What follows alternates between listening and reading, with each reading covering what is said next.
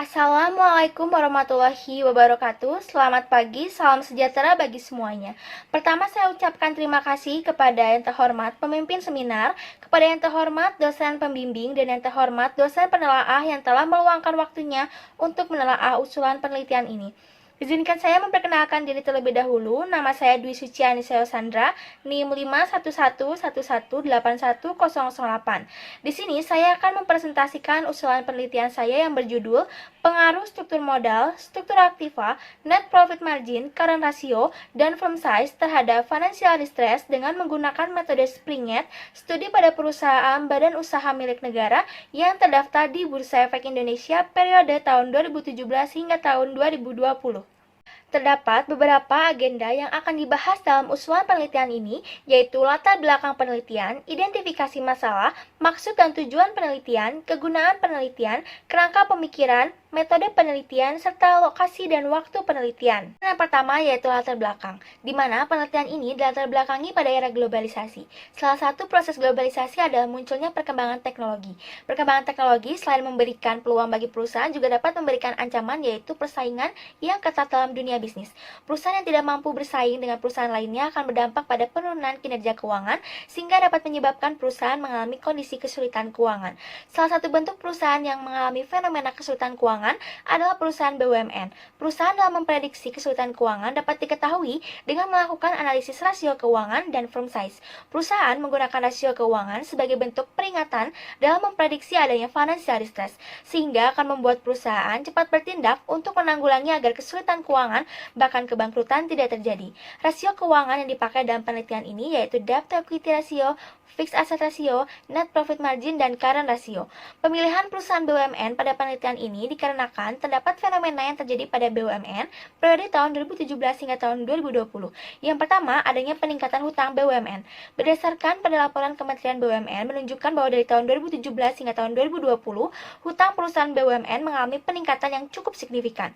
Alasan menggunakan periode penelitian selama 4 tahun ini karena pada tahun 2017 hingga tahun 2020 menunjukkan bahwa adanya peningkatan hutang pada BUMN. Kenaikan hutang yang terjadi pada perusahaan BUMN dapat mengakibatkan perusahaan berada di posisi gagal dalam membayar kewajiban finansialnya karena hutang yang terus melonjak, sehingga perusahaan dapat berpotensi mengalami kesulitan keuangan yang dapat menyebabkan kebangkrutan bagi perusahaan.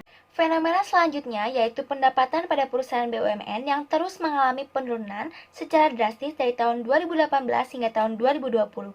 Hal ini menjadi masalah karena seperti yang sudah dijelaskan, adanya kenaikan hutang pada BUMN yang cukup signifikan tidak sejalan dengan pendapatan yang diperoleh oleh BUMN yang terus menurun. Hal ini menandakan BUMN tidak memiliki produktivitas kinerja yang baik. Jika pendapatan terus menurun, dikhawatirkan perusahaan BUMN akan mengalami kesulitan keuangan. Fenomena selanjutnya yaitu perusahaan BUMN mengalami kerugian dari tahun 2017 hingga tahun 2020.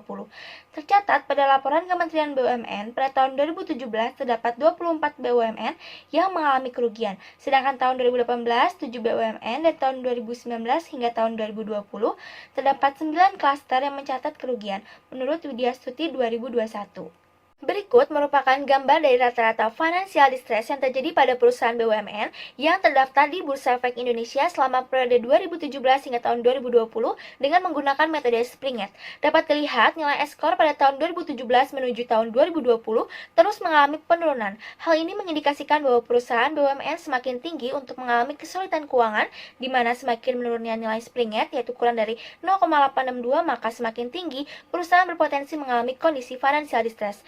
Alasan penelitian ini menggunakan model Springnet adalah karena memiliki komponen EBT to current liabilities, di mana komponen tersebut sangat penting untuk memprediksi kesulitan keuangan karena penyebab terjadinya kesulitan keuangan adalah perusahaan yang mengalami gagal bayar untuk memenuhi kewajibannya. Selain itu, menurut Tristanti 2018, model prediksi financial distress yang dianggap relevan adalah dengan menggunakan metode Springnet pada perusahaan BUMN. Selanjutnya, saya akan menjelaskan mengenai gap teoritis pada penelitian ini. Yang pertama yaitu terdapat fenomena antara debt to equity ratio dengan financial distress. Pada tahun 2019 menuju tahun 2020, debt to equity ratio mengalami penurunan dan diikuti oleh menurunnya nilai Springer, maka potensi terjadinya financial distress akan semakin tinggi. Berbeda dengan teori yang menyatakan bahwa semakin rendah debt to equity ratio, maka menunjukkan bahwa perusahaan memiliki kemampuan untuk membayar kewajibannya karena komposisi utang lebih kecil dibandingkan dengan total ekuitas menurut Sutrisno 2017. Hal tersebut akan berdampak pada semakin rendahnya perusahaan mengalami financial distress. Alasan menggunakan debt to equity ratio adalah karena jika rasio ini semakin tinggi, maka modal sendiri lebih sedikit dibandingkan dengan hutangnya. Jika hal tersebut terjadi, dikhawatirkan perusahaan akan mengalami kesulitan dalam membayar kewajiban finansialnya sehingga mengakibatkan terjadinya financial distress. Selanjutnya, terdapat fenomena antara struktur aktiva yang diproyeksikan melalui fixed asset ratio dengan financial distress. Dari tahun 2017 hingga tahun 2020, setiap peningkatan fixed asset ratio selalu diikuti dengan penurunannya nilai Springer, maka potensi terjadinya financial distress akan semakin tinggi. Berbeda dengan teori yang mengatakan bahwa perusahaan yang memiliki aset tetap yang besar dapat menjalankan perusahaan dengan lebih baik karena perusahaan akan dapat menjalankan produksi dengan lebih mudah. Maka dari itu, kemungkinan terjadinya financial distress akan semakin rendah, menurut Enrico Infraini 2020. Alasan menggunakan fixed asset ratio adalah karena perusahaan yang memiliki aset tetap yang tinggi, maka perusahaan tersebut dapat dikatakan rentan dari adanya kondisi financial distress, dikarenakan perusahaan dianggap memiliki kemampuan untuk dapat meningkatkan volume produksi dan menghasilkan pendapatan yang tinggi, menurut Akmalia 2020. Selanjutnya, terdapat fenomena antara net profit margin dengan financial distress. Pada tahun 2018 dari tahun sebelumnya, yaitu tahun 2017, terjadi peningkatan net profit margin yang diikuti dengan penurunan nilai Springer, maka potensi terjadinya financial distress akan semakin tinggi. Bertentangan dengan teori yang mengatakan bahwa semakin besar nilai net profit margin, maka menunjukkan bahwa perusahaan memiliki kemampuan untuk mendapatkan laba yang tinggi, menurut Sutrisno 2017, sehingga hal tersebut dapat meningkatkan kepercayaan investor untuk menanamkan modalnya pada perusahaan. Jika nilai net profit margin semakin besar, maka kemungkinan perusahaan tidak mengalami financial distress, menurut Wijanarto and Nur Hidayati 2016. Alasan menggunakan rasio net profit margin karena semakin besar rasio ini, maka kemungkinan perusahaan tidak mengalami masalah keuangan yang akan berdampak pada terjadinya financial distress. Karena keuntungan yang tinggi, maka perusahaan akan terhindar dari adanya masalah keuangan. Selanjutnya, terdapat fenomena antara current ratio dengan financial distress. Dari tahun 2017 hingga tahun 2020, setiap penurunan current ratio diikuti dengan penurunannya nilai Springer, maka potensi terjadinya financial distress akan semakin tinggi.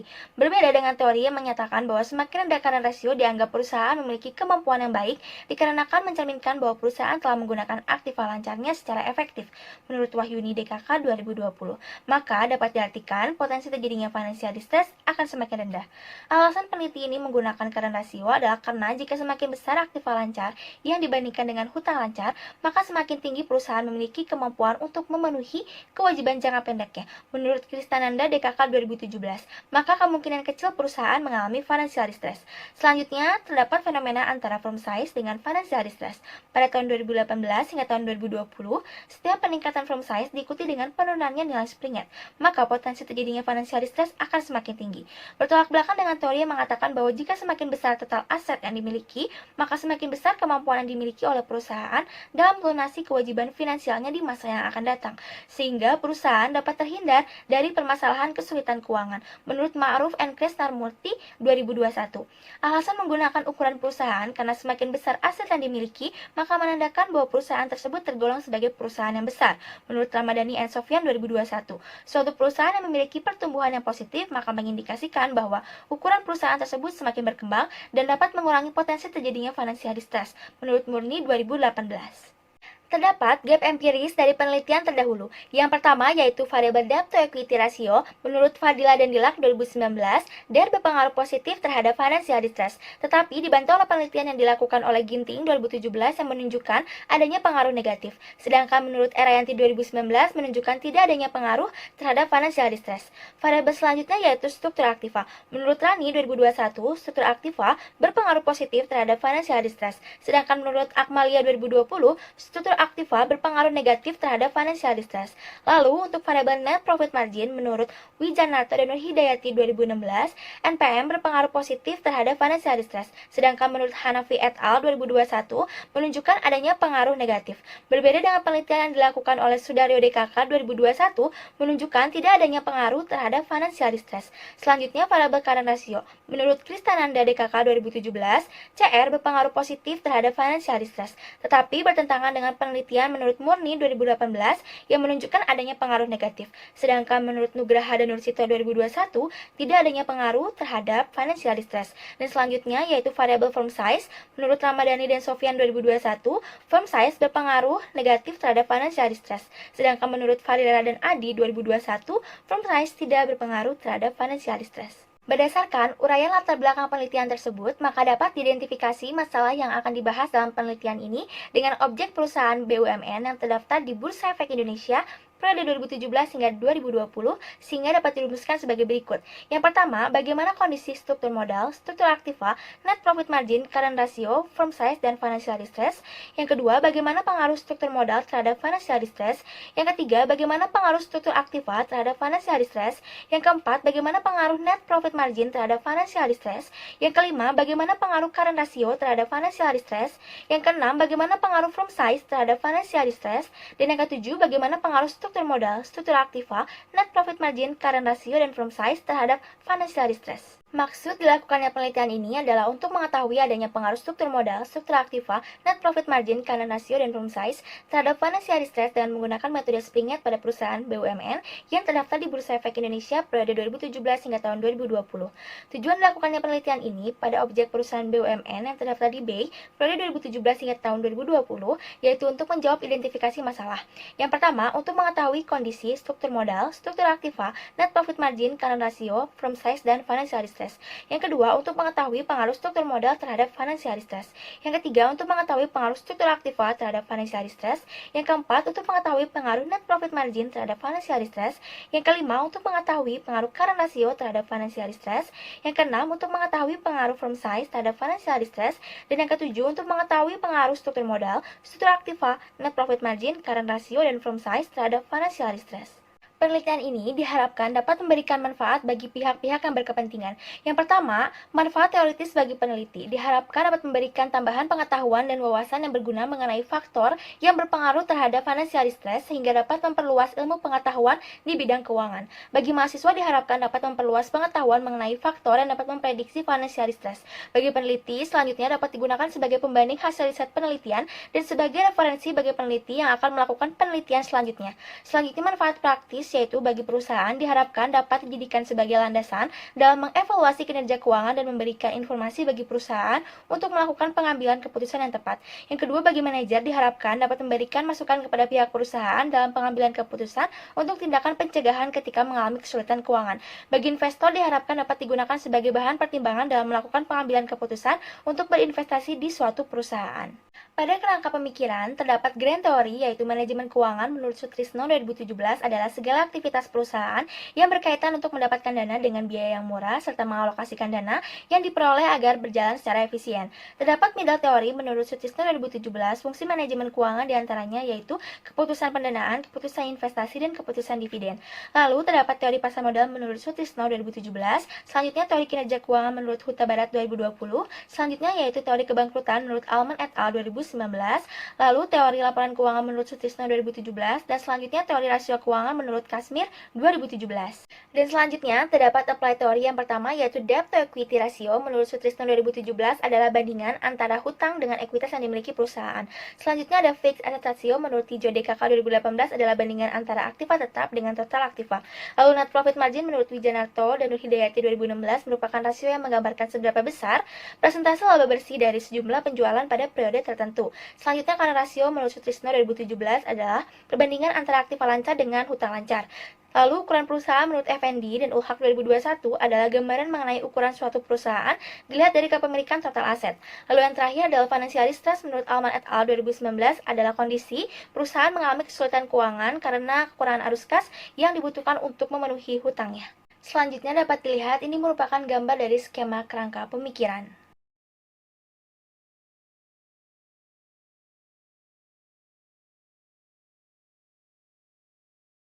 Berdasarkan skema kerangka pemikiran, maka dapat digambarkan paradigma penelitian sebagai berikut. Berdasarkan kerangka pemikiran dan paradigma penelitian, maka hipotesis penelitian yang dapat diajukan pada objek perusahaan BUMN yang terdaftar di Bursa Efek Indonesia periode tahun 2017 hingga tahun 2020 adalah sebagai berikut.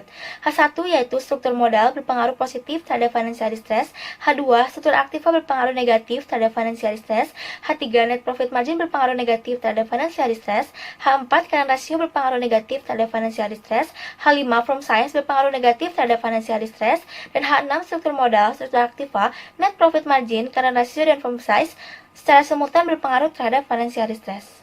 Dalam operasionalisasi variabel, terdapat 6 variabel, yaitu 5 variabel diantaranya merupakan variabel independen atau X, terdiri dari yang pertama, struktur modal, yaitu X1 dengan indikator debt to equity ratio sama dengan total hutang dibagi dengan ekuitas dikali 100% dengan skala yang digunakan adalah rasio.